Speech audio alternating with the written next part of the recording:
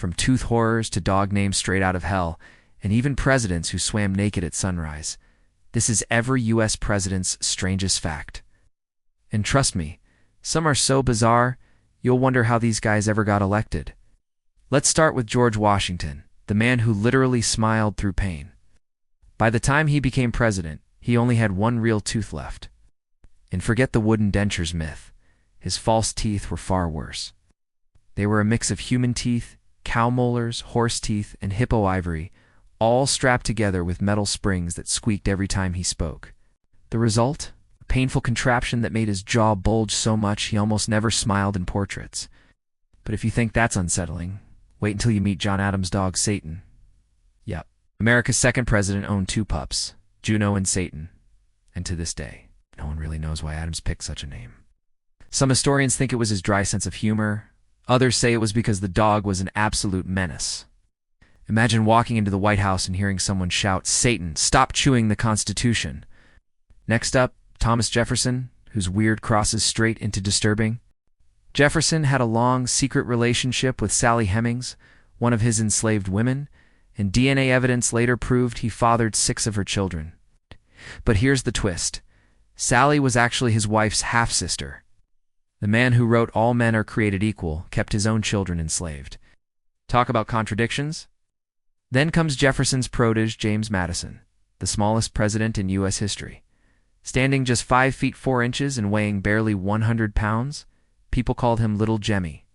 But don't let his size fool you. This tiny man helped design the Constitution, wrote much of the Bill of Rights, and basically built the framework of American democracy. Short king, massive legacy. And while Madison was building governments, James Monroe was getting entire cities named after him, like Monrovia, the capital of Liberia. Monroe supported relocating freed African Americans to Africa, and in 1822 the settlers named the city in his honor. But not every president left behind a capital city. Some left behind their clothes, because every morning John Quincy Adams would skinny dip in the Potomac River. One day, a reporter named Ann Royal sat on his clothes and refused to give them back until he agreed to an interview, making him the only president ever interviewed completely naked. That's one way to get a headline. But if Adams was the type to skinny dip, the next guy was the type to shoot you before breakfast. And if you thought naked interviews were weird, just wait. Next up is a president who fought over 100 duels, one who died from bad water, and another who accidentally invented the word okay.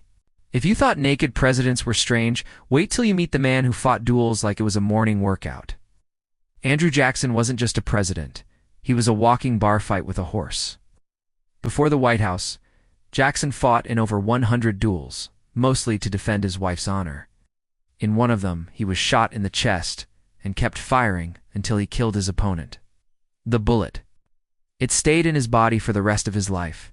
Doctors said removing it would kill him. Jackson basically said, "Then don't." This man was so intense, his pet parrot had to be removed from his funeral because it wouldn't stop swearing. Reportedly, the bird started cussing so loudly that mourners couldn't hear the preacher. Next comes Martin Van Buren, the man behind a word we all use daily, okay. During his 1840 re-election campaign, his supporters called him Old Kinderhook, after his hometown in New York. They made buttons that said "Vote for OK," and the phrase caught on. So yes, every time you text OK, you're technically quoting a U.S. president. But Van Buren wasn't okay with everyone. His successor, William Henry Harrison, gave the longest inauguration speech in U.S. history, 2 hours long in freezing rain without a coat or hat. He caught pneumonia and died 31 days later, making him the shortest-serving president ever. Imagine surviving the Revolutionary War just to lose to bad weather and bad decisions. Then came John Tyler, the guy who earned the nickname His Accidency. When Harrison died, no one knew what to do. The Constitution didn't clearly say if a vice president becomes president or just acts as one. Tyler said, "No debate. I'm president now," and he just moved into the White House. Congress argued for weeks, but eventually gave in. And fun fact, Tyler still has living grandkids. You heard that right. A man born in 1790 has grandchildren alive today. His son had kids late in life, and so did they. The time is weird. Next up, James K. Polk, the most overachieving workaholic in U.S. history. He promised to serve only one term, and during it, he expanded the U.S. more than almost anyone else. Texas, California, and most of the Southwest were added under his watch. Then, right after leaving office, he died of exhaustion. Literally, the man worked himself to death. So yeah, from bullets and parrots to pneumonia and poke, the early 1800s were chaos. It's from duels and parrots to presidents who literally worked themselves to death. Things are just heating up. And now, you've seen presidents duel, drown, and accidentally invent words. But the next few, they take weird to a whole new level, with poisoned milk, pet goats, and a president who literally married the girl he raised. Let's start with Zachary Taylor, the war hero known as Old Rough and Ready. He was tough, battle-tested, fearless, and allergic to formal wear. He showed up to his own inauguration in a simple farmer's outfit, ignoring every dress code in Washington. But his toughness couldn't save him from his stomach. One hot July day, after attending a D.C. celebration, Taylor cooled off with a bowl of cherries and a glass of iced milk. Hours later, he was violently ill, and 5 days after that, he was dead. Historians still debate if it was cholera, spoiled milk, or poison, but whatever it was, cherries and milk became one of history's deadliest snacks. His successor, Millard Fillmore, is basically the definition of that guy nobody remembers. But here, S.'s legacy. He installed the first bathtub in the White House and refused to drink alcohol, banning it from official events. He also signed the Fugitive Slave Act, forcing escaped slaves to be returned to the South, a decision that made him one of the most unpopular presidents in Northern history. So yeah, great plumbing, terrible politics. Then comes Franklin Pierce, who might be the unluckiest man ever to become president. Just weeks before taking office, his wife and son were in a train accident, and his son was killed right in front of him. His wife never recovered, and Pierce turned to alcohol to cope. By the time he left office, he was called the most hated man in America. Even his own party refused to nominate him again. Next up, James Buchanan, the bachelor president, or, depending on who you ask, the most mysterious love life in White House history. Buchanan never married, but he lived for years with William Rufus King, a senator from Alabama. The two were inseparable. They even shared a home and were nicknamed Miss Nancy and Aunt Fancy by other politicians. Historians still debate whether it was a close friendship or something deeper. But either way, Buchanan's story stands out in an era that didn't tolerate difference. And here's the wildest part. Buchanan wasn't just unlucky in love, he also happened to be president right before the Civil War. He saw the country crumbling and basically said, "Not my problem." He did nothing to stop the South from seceding, earning him a spot on nearly every worst president list ever made. So yeah, from poisoned cherries to broken hearts, this era gave us presidents who could survive war but not dinner. From poisoned milk to broken hearts, these presidents learned that power doesn't protect you from tragedy. From wrestling champions to presidents obsessed with pants, you won't believe what the White House has seen. Let's start with Abraham Lincoln, the tallest president at 6'4" and a wrestling powerhouse. Before he was the great emancipator, Lincoln was winning nearly every match in his county to 299 victories out of 300.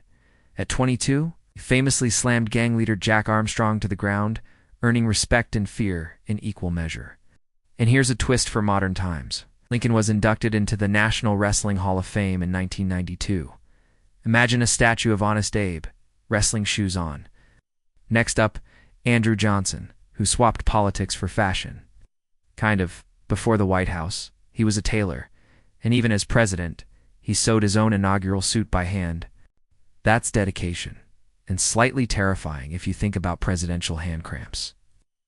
Then comes Ulysses S. Grant, whose love for speed got him into trouble. Grant was pulled over 3 times for speeding in Washington, D.C., earning him the unique title of the only president with a moving violation. And yes, he had 0 regrets. Speed limits were apparently optional if you were the commander-in-chief. Meanwhile, Rutherford B. Hayes was more of a tech pioneer. He was the first president to have a telephone, and his number was literally 1. Imagine telling your friends, "Call me at 1," and expecting anyone to get through. Hayes, of course, barely used it, calling it a great invention, but who would ever need it? Then comes James Garfield, possibly the smartest president ever, who's ambidextrous, writing Greek with one hand and Latin with the other at the same time. Even published an original mathematical proof of the Pythagorean theorem. Talk about a brainiac in the Oval Office. But brains weren't everything. Chester A. Arthur proved style could be a superpower. The man owned over 80 pairs of pants and changed outfits multiple times a day. Late-night strolls often doubled as luxury window shopping adventures. One journalist joked Arthur would rather lose a vote than a good tailor. And honestly, that's presidential priorities we can get behind. Meanwhile, Grover Cleveland had a much darker hobby before politics. He personally executed prisoners. Twice he pulled the lever himself, refusing to let anyone else handle the grim task. It was apparently therapeutic for him, and definitely a campaign talking point for his enemies. And finally, Benjamin Harrison, the grandson of William Henry Harrison, proved presidential family traditions run deep. He inherited White House china purchased by his grandfather 48 years earlier, joking that the only real perk of having a presidential ancestor was some old dinner plates.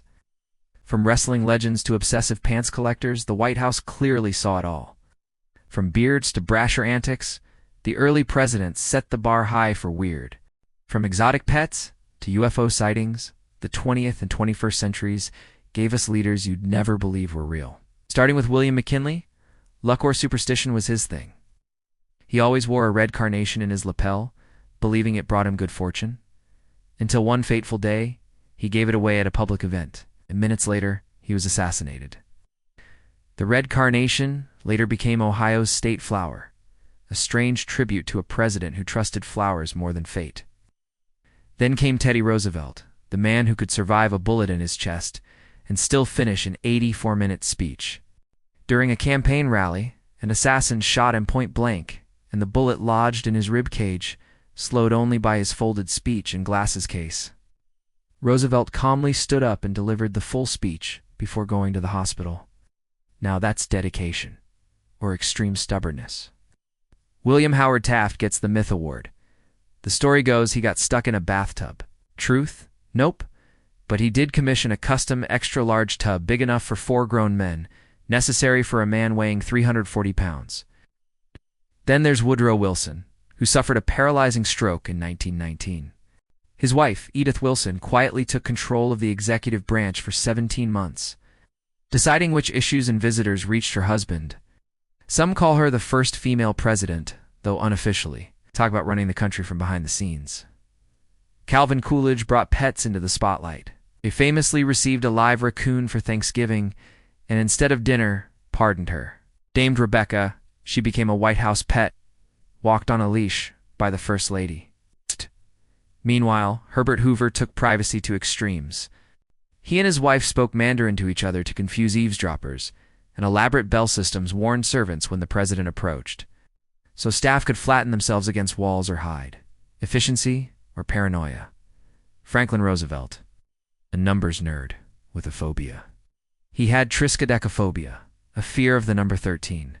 No traveling, no meetings, no initiatives on the 13th day of the month, and yet he defeated Hitler. Some fears are smaller than others. Harry Truman's middle name, the S, doesn't stand for anything. It's literally just the letter S, a compromise to honor both grandfathers. Then we hit the modern era. John F. Kennedy, full-on womanizer, famously romancing Marilyn Monroe and multiple interns, all while running the country. Lyndon B. Johnson, no boundaries. Held meetings on the toilet with doors wide open. Outdoor bathroom breaks in front of staff. Check Richard Nixon. Private bowling alley under the White House. Sneaky midnight strikes in a suit. Gerald Ford, unelected president, twice. First appointed VP after Agnew resigned, then ascended after Nixon's resignation. Talk about being in the right place at the right time. Jimmy Carter reported a UFO in 1969, making him the only president to officially file a sighting, and Ronald Reagan. Before politics, he saved 77 people from drowning as a lifeguard, marking his heroic credentials long before the Oval Office. George H.W. Bush turned birthdays into adrenaline stunts, skydiving at 75, 80, 85, and 90. And yes, in 1992, he famously vomited on the Japanese prime minister during a state dinner. Diplomacy can be messy. Bill Clinton had the scandal, a 2-year affair with White House intern Monica Lewinsky, famously denying it before the truth came out. George W. Bush, flying shoes dodged during an Iraqi press conference, reflexes on point. Barack Obama, left-handed jump shots on the White House basketball court against NBA stars like LeBron James and Kobe Bryant. Competitive? Absolutely. Donald Trump, the only U.S. president in the WWE Hall of Fame, stepping into the ring at WrestleMania 23 and tackling Vince McMahon in front of thousands. Finally, Joe Biden, sworn into the Senate from a hospital room after a tragic car accident killed his wife and daughter. Over 50 years later, he became president, a true story of resilience. From bullets in bowling alleys to UFOs and WWE rings, the White House has never been boring. And there you have it, the strangest, wildest, most bizarre facts about every U.S. president. But if you thought that was shocking, wait until you see which presidents secretly hated each other. The drama is unreal. From wrestling to scandals, the White House has been chaotic. But it gets worse.